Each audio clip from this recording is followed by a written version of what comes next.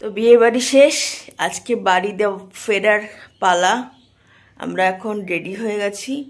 আজকে বেশ শীত শীত করছে, মানে রুমেই ঠান্ডা লাগছে, বাইরে তো কত ঠান্ডা লাগবে।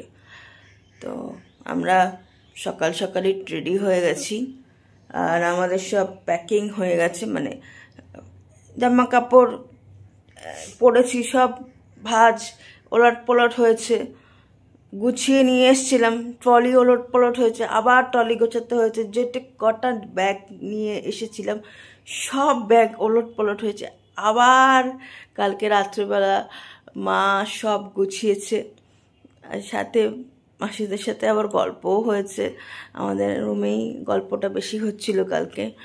তো এ হচ্ছে ব্যাপার। আমাদের রুমটা পছন্দ হয়েছে সবার। হ্যাঁ, অ্যাকচুয়ালি সাইডে তো সবার সাইডে, আর সেটা জানো না সবাই, আরে তোর ওখানে বসেই গল্প করব, এই ব্যাপারটা ছিলই সব সময়। আর আসছেটাই না ভালো হয়, যে বিয়েতে আনন্দ করব, আনন্দও হয়েছে, বেশ আনন্দ হয়েছে। আর আর মাসি,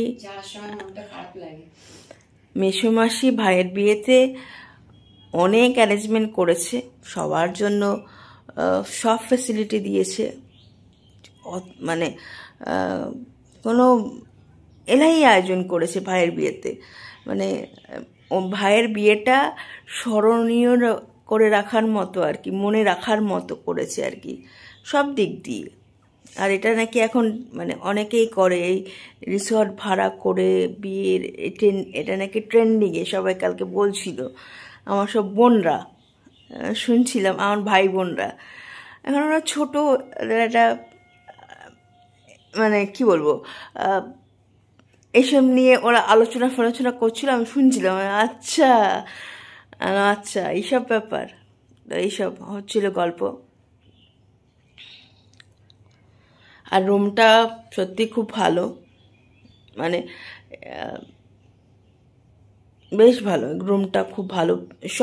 সব কটা রুমই এইরকম, এই রোতে মানে এই মানে রিসর্টের সব কটা রুমই এরকম প্যাটার্নেরই, শুধু হয়তো লাইটের ইয়েটা আলাদা, তাই না? না না, লাইটও এক। এবারে হয়তো আমাদের খাটটা এই পাশে, ওটা হয়তো ওই পাশে। আচ্ছা, মানে আমাদের খাটটা হয়তো এই পাশে এখন, আর ওটা ও পাশে। তো এরকমই সব আর কি। রুমগুলো খুবই ভালো। আর সব বড়দির আমার পাশের রুমটা বড়দি, তার পাশের রুমটা হচ্ছে আমার এই ছোট বোন আর কি, মানে ওই দিদির, মানে যার ছেলের বিয়ে হলো তারই ছোট বোন, ওর তার পাশেরটা আবার ছেলের মার। হ্যাঁ, তো ওখানে সবাই মিলে আর কি গল্প গুজব, খুব এনজয় করেছি, খুব ভালো লাগলো। আবার তাই কালকে সবাই বলছে যে আবার কবে আমাদের সব দেখা হবে। আজকেই রাত্রিবেলা মনটা খারাপ লাগছে। তো আমার জামাইবাবু বলেছে যে আমি তুলে দিয়ে আসবো আমাকে, এই সকালের ট্রেনটা আমাকে বলছে তুই ক্যান্সেল করে রাত্রিবেলার দিকে যা। এই যে আমার দিদি চলে এসেছে, ঘুম ভেঙেই চলে এসেছে, বোন চলে যাবে বলে। ঘুম বেশি হয়নি, কি নাক ডাকছে সব কটা, পুরো নাক ডাকা রুমে আমাকে দিয়েছে, মানে এইদিকে নাক ডাকছে, এটা ডাকছে, ওইটা মানে। আর সাথী মাসে তো নাক ডাকা, জয়ন্ত এখানে একটু চা এনেছে, আর এখানে এই যে আমার আরেক বড়দি, আর এই যে ও রয়েছে এখানে ভাই, সব আমরা আড্ডা হচ্ছে এখানে বসে, এখন সকালবেলায় চা খাওয়া হচ্ছে আর আড্ডা। ওই সবারই মন খারাপ হয়ে যাচ্ছে, এক একজন এক এক সময় আমরা যাবো। হ্যাঁ, ওইটা না না, ওখানে ওইটা কেনে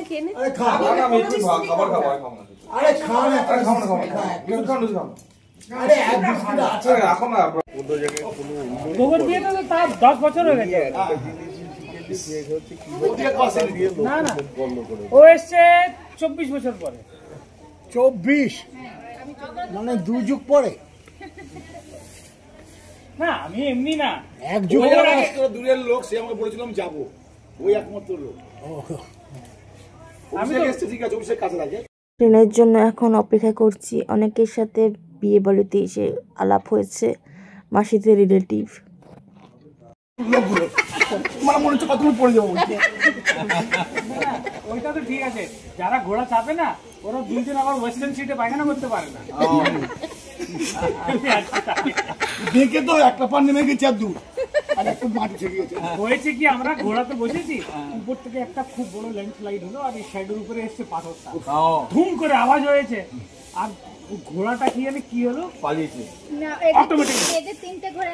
পিছনে দাঁড়িয়ে আছে, আর পাথরটা আসছে, আর যেই ঘোড়ার উপরে বসেছিল ওই জায়গাতেই পাথরটা সাইজ বলি কত হবে, এত বড় তোমার শপের মতো বিশাল বড় একটা পাথর, আর এসছে স্লাইড হয়ে, আর ঘোড়াটাকে 6 টাইম ছিল, ও পালিয়েছে হি করে না, আমাদের ঘোড়াটা পিছনে গেছে আর এর ঘোড়া আগে দৌড়িয়েছে, আর মাঝখানে এসে পড়ে গেছে পাথর। আমরা কিছু করতে পারবো না, ও ঘোড়া যাচ্ছে রানী লক্ষ্মী ভাই, লোকে ধরছে যে ঘোড়ার মালিকও ছুটছে না, ঘোড়ার মালিক রশ্মির মধ্যে আটকানো, ও স্লাইড করে যাচ্ছে, টেনে নিয়ে যাচ্ছে, রাস্তায় যে ছেড়ে গেছিল আমার পা চড়ে তারপর পা ধরে নামিয়েছে, ঘোড়া আগে পালিয়ে।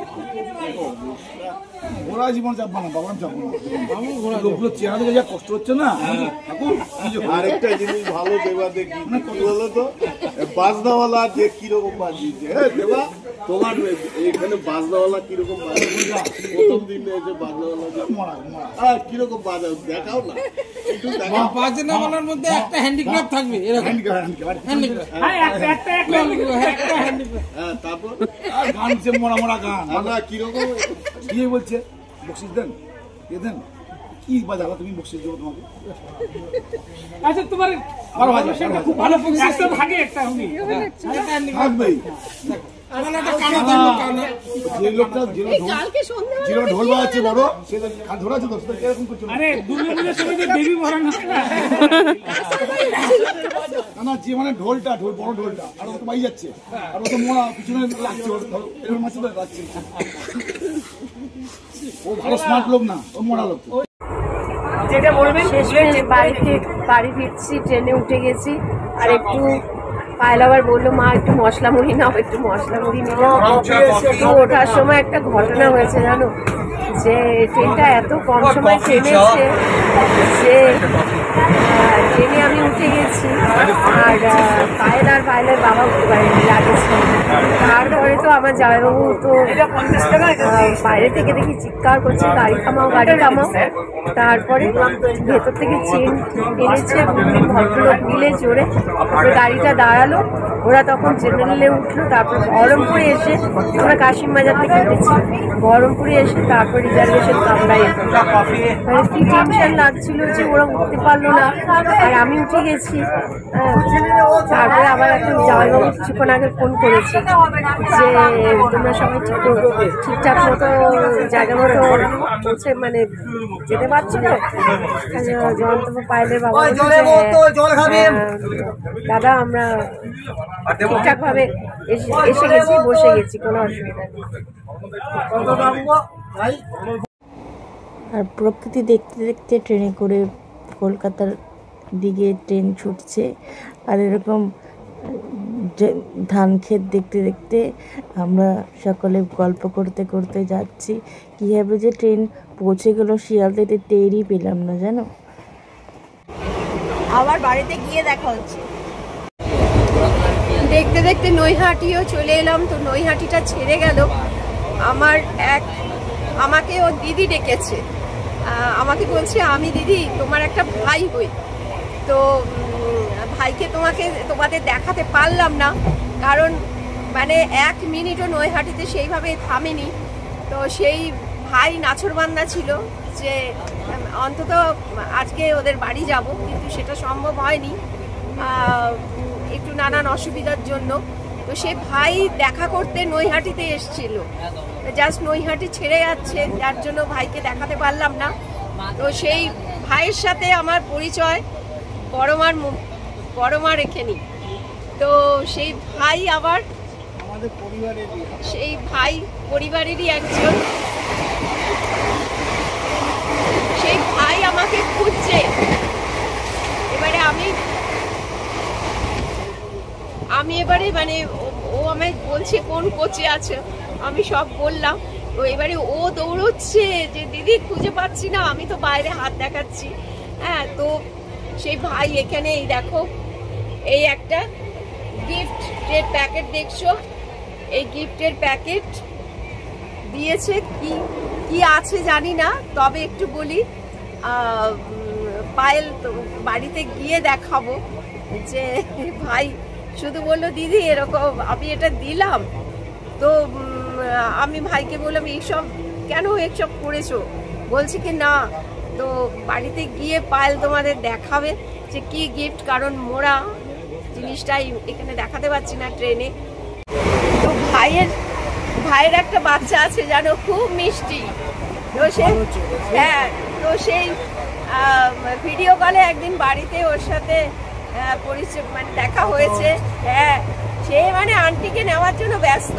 তো অবশ্যই ভাইকে কথা দিলাম আজকে অবশ্যই কোনো একদিন আসবো ভাইয়ের বাড়িতে। বলেছি যে তোমরা রাগ করো না, ভাই অনেক মানে আমরা যেদিন আসছি বিয়ে বাড়িতে যাচ্ছি সেদিনও ভাই ফোন করেছে, দিদি তুমি ট্রেনে উঠে গেছো। তা এই যে তোমাদের কাছ থেকে এতটুকু ভালোবাসা পাচ্ছি, এটাই আমার কাছে অনেক, জানো তো। জিনিস দেওয়া নেওয়াটা ভালো লাগে না, কিন্তু ভাইকে বলেছিলাম যে ভাই এরকম মায়ের মন্দির, মা যেন ওকে টানছে। হ্যাঁ, কিন্তু আজকে যে কোনো কারণবশত যেতে পারলাম না, তো কথা দিয়েছিলাম।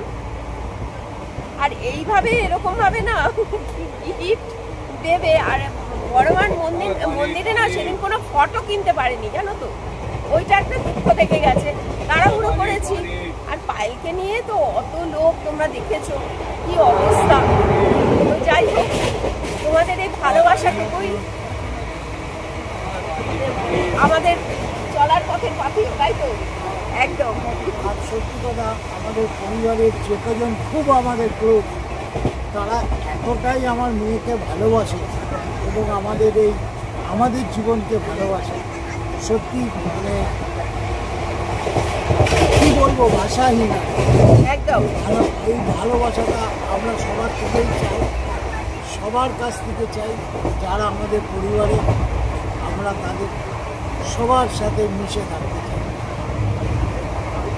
ঠিক আছে, একদম।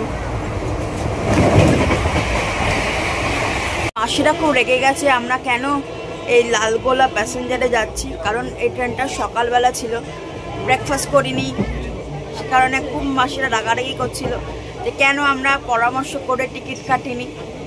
আর শুয়ে পড়েছিলাম গো, এখন আবার একটু বসলাম, মানে নৈহাটি পর্যন্ত একেবারে ঠায় বসেছিলাম, কারণ আমাদের সব সিট এখানে সবাই বসেছিল।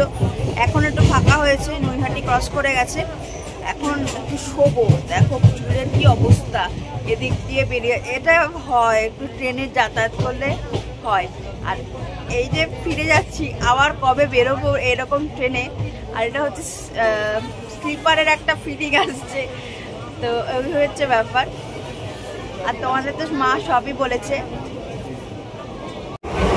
আবার বাড়িতে গিয়ে দেখা হচ্ছে।